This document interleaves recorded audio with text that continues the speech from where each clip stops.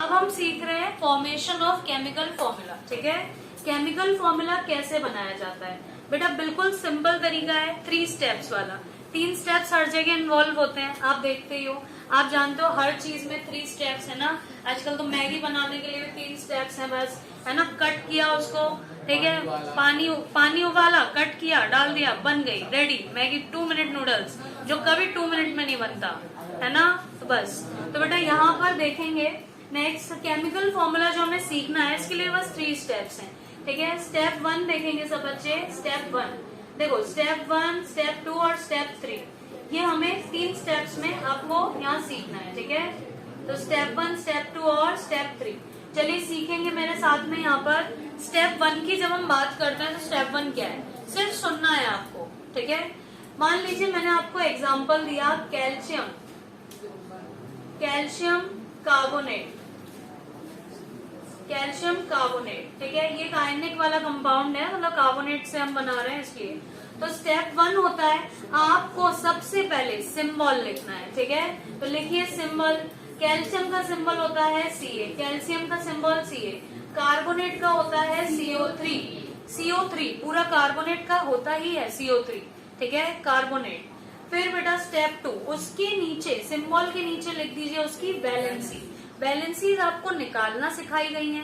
अगर आपको, लेकिन सबसे अच्छा तरीका है कि वैलेंसी याद कर लो। याद करने से आपका टाइम बचेगा, समय बचेगा।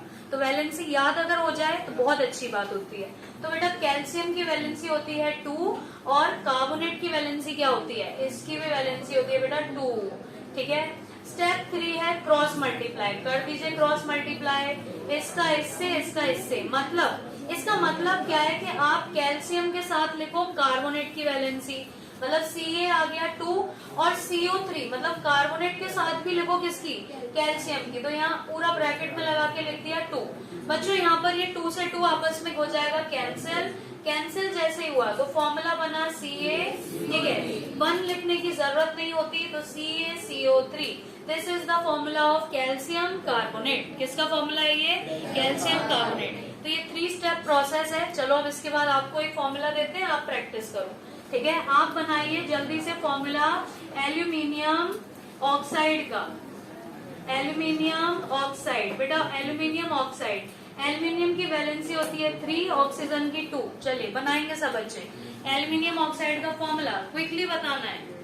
स्टेप 1, 2, 3 बनाइए, चलिए।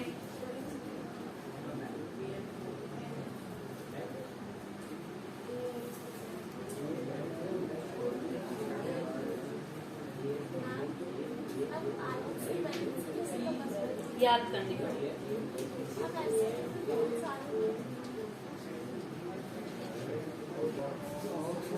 निकाला सबने, बताइए क्या होगा फॉर्मूला। चलिए एल्यूमिनियम का सिंबल स्टेप 1, ऑक्सीजन का सिंबल स्टेप 1 हो गया। स्टेप 2 में नीचे वैलेंसी, एल्यूमिनियम की 3, ऑक्सीजन की 2।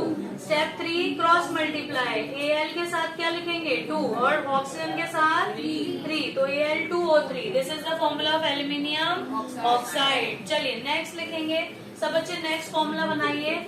लिखिए बेटा magnesium carbonate, magnesium carbonate, magnesium carbonate. चलिए